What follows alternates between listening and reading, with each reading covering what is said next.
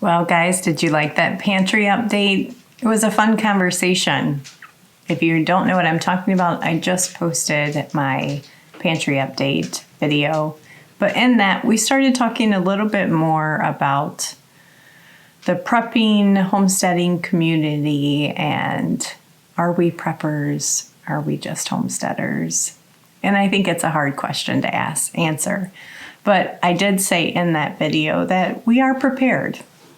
And I don't take that for granted. There are many things that can happen in today's day and age that you need to be prepared to be able to support your family and take care of your loved ones. So part of that conversation goes into, I think, just being informed and not being ignorant about the economy and what's going on in the world, and making appropriate preparations so that you're prepared to respond in event of an emergency or a disaster or something like that. So what's going on in the news that I'm specifically talking about in today's video, and we talked about it in previous videos with respect to, getting our whole house generator, and that is, have you guys gone to the gas station lately? So the price of gas is going crazy. And what they are suggesting is that there's going to be a significant shortage in this winter, specifically with propane. I don't know if that's the case everywhere, but I know it's what our news is reporting around here. And we're not dependent on propane, but we are dependent on natural gas for our stove, our furnace, our whole house generator.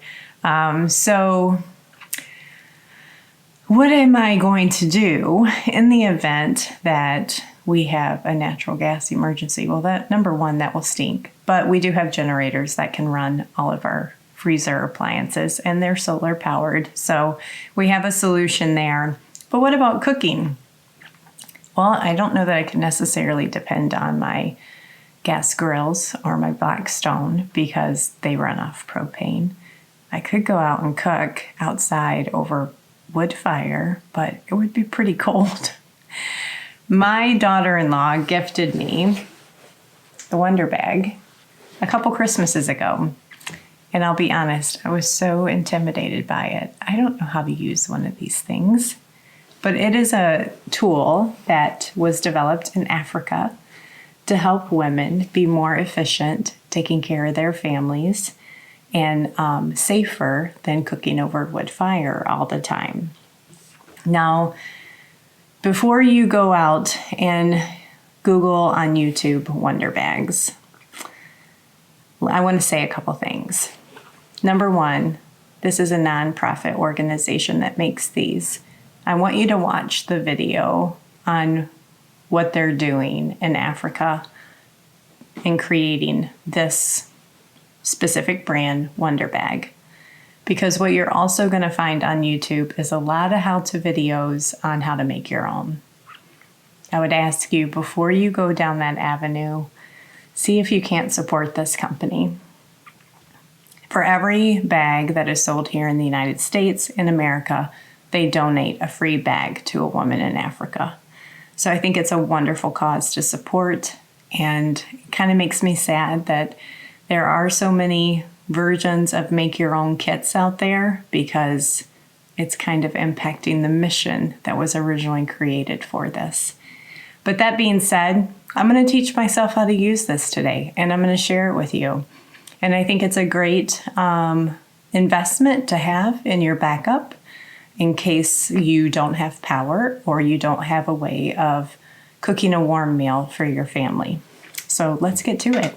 So for today's lunch, I would like to make some of that pumpkin black bean chili that I mentioned the other day. So I'm going to start with a jar of my Mexican flavored tomatoes. It already has all the seasonings I need in it. Cumin, oregano, coriander, salt, pepper, garlic, onion, green peppers. Everything is in here that I need. So we're going to add that to the jar. And then I have a can of ground beef. I'm not going to worry with this is just raw packed ground beef, so there is some fat in it. I'll try to be careful to not get all the fat, but I'm not going to be too concerned about it. Alrighty. And then I have a jar of my chili beans and a jar of pumpkin, which I'm going to drain both. Okay, so I just did a really light drain on the pumpkin, not being just, holding my fingers over the jar. Same, I just drained so you can still see some juice in there. I did a really light drain on the chili beans. And these chili beans, again, have all the seasonings that you would normally have in chili beans, Mexican flavors. So we're gonna stir this together, incorporating that pumpkin. And then we're gonna bring it up to a boil and probably let it heat on medium for about 30 minutes. Now, I know that if there was an event, I would not have necessarily my natural gas stove, but I could go throw this out. We have like one of those rings that you put over your fire pit to heat up food or cook over a cast iron grate, and I could just heat it up over wood fire, and I'll be able to demonstrate how that WonderBag would work in the event of an emergency. So let's get this heated up. We'll bring it to a boil. We're going to cook it for about 30 minutes. And the reason that we're doing that is so we can get our pot and our lid nice and hot. While that is heating up, let's talk about the WonderBag when you get it. When you get it, it's going to be really tight. So what's inside of it is, if you've ever seen like chipped foam, it's got chipped foam inside of it. And I'm going to open this up. And it's going to be really tightly compacted and not loose. So you're going to lay it out flat like this and kind of break it up with your fingers and get it all nice and even. And then you can take the handles and give it a few shakes kind of in both directions. And that's just going to, whoops, where's my handles? And that's just going to help fluff it a little bit. So I've already done that.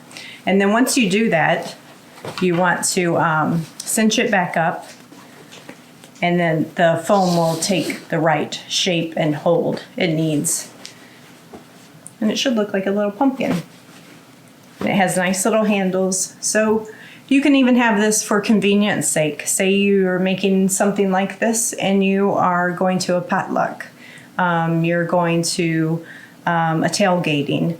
You can start your food on your stove at home, and then it'll continue cooking in this.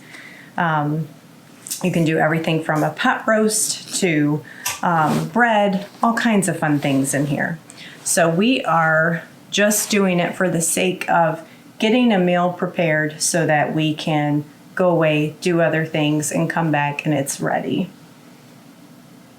That pot's just getting warm now, so we want that pot nice and hot. And I am choosing something that's going to retain the heat better. I think that's going to help in this scenario versus a really thin, like Teflon pan or something like that. So I'm using an enamel-coated cast iron.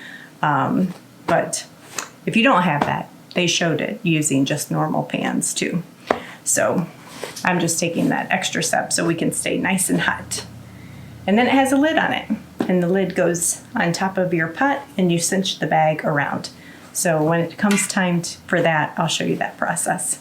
Honestly, that did not take as long as I thought. I thought it was going to take, 20 to 30 minutes to get my pot nice and hot. No, I can leave my hand on there for about a minute, but not much longer than that.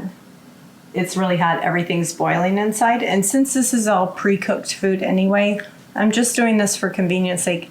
We're setting up Christmas way early this year, and there's a reason for that. But I got to get Christmas going, and I don't want to have to stop and get lunch together. So I'm going to go ahead and cut this heat off. We're going to put it in. You know what I want to do? I want to lay a towel down first.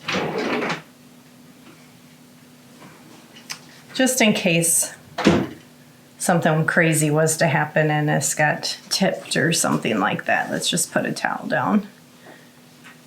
And I think I'm going to position the handles so it's in one of the grooves of the pockets.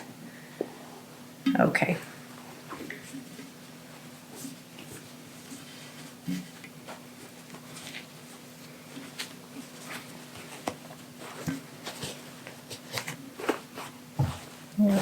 put our lid on. Now these come in 2 different sizes. So just, there's large and then maybe like a medium. I think there's only 2 different sizes. And I'm going to be working this for a few minutes so I can get it all up and cinched tight over my pot and securing that lid.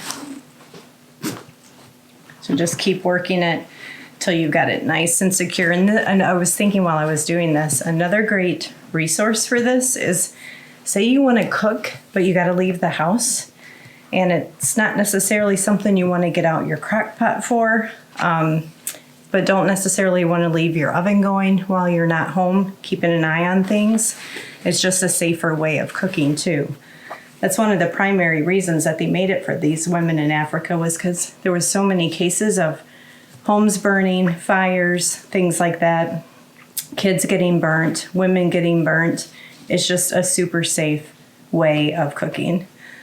All right, we have it all buttoned down and in there, and then you walk away. It's that simple. And then you come back and your food's ready. Now, if I was really cooking something, say like a pot roast, you do treat it just like you would a slow cooker. So brown your pot roast on all sides, throw in your veggies, throw in your broth, tomato soup, however you make your pot roast. And then you would set it in here. Again, bring everything, your pan, up to high heat, so it's really nice and warm, lid and all. And then button your bag up and walk away. And you can cook that pot roast in about 5 or 6 hours and come home from work and it's done, or you got errands to run and all of that. So I look forward to sharing it with you. We'll see if it's still nice and hot when we open up into it. And I look forward to actually taking this to the cabin with us and trying it out there with some like proper cooking meals. So maybe make a stew with some beef tips or something like that. Todd's starving, so we're gonna feed the man. It's been about 2 hours since we put it in. Ooh, feel that. That's impressive. Yeah. Pot still. Ooh, maybe 3 seconds, maybe 2.5 seconds. I can. Ooh, see that steam? All right. Good job. We were watching videos this morning about this company, and I don't know everything that you covered earlier, but pretty cool. Thought it'd be fun to take the temperature of it. So we know it was boiling when I put it in the pot. It's a pretty cool business model that they have for helping people that are less fortunate.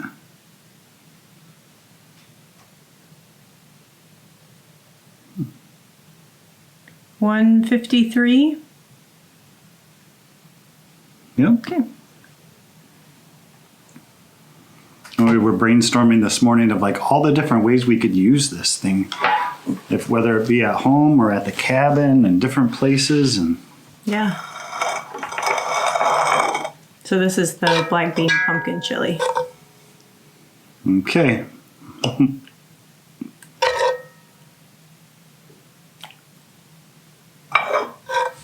Thank you. Mm-hmm.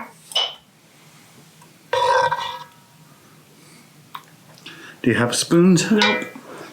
Need cheese and sour cream too. While he's doing that, this is what my house looks like at Christmas time. Boxes and boxes and boxes, and the living room gets moved out and stuff gets moved in. And we're in the middle of putting up the tree because I'm leaving in 2 weeks. I'm going to be gone for a month. We haven't told you guys this, but I'm going to be gone down visiting my new grandchild and helping mom and dad any way that I can. And I need to get Christmas set up before I leave. So the Christmas tree is not working. It's one of those pre-lit ones, and we've only had it a few years, and a third of the lights work. So Todd and I have been in there looking at every single light bulb, trying to figure out where it's not working. Sad.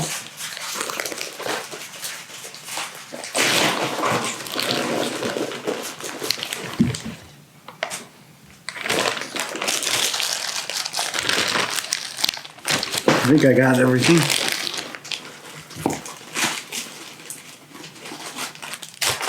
what kind of leave a message down in the comments below of how you eat your chili, because there's all kinds of people that eat it differently. Cheese people, sour cream people, cracker people, saltine cracker people, all different kinds of people. Cornbread people. Yeah, I'm a cornbread girl. I've even seen people that put their chili inside of a hollowed out pumpkin and eat it that way. So Yeah. leave a message down in the comments of what your guys' preferred method is of eating chili. I'm always curious to learn new people's ways, even though I'm stuck in my own. Yeah. How'd it turn out? Good? Excellent. Yep. So I guess this video was a 2-for-1. Pantry meal, quick and easy, dump and go. And how would you cook in the case of an emergency, with WonderBag being one of those options? I know Sarah and Kevin just recently did a video using the All-American Sun Oven.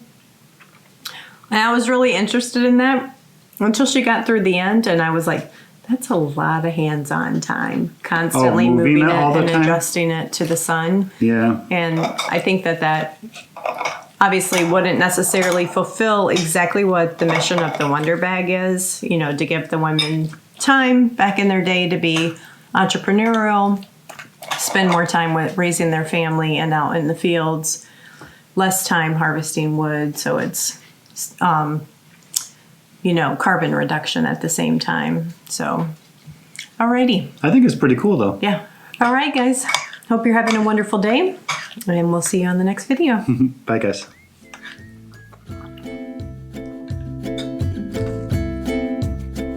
Oh, no, good.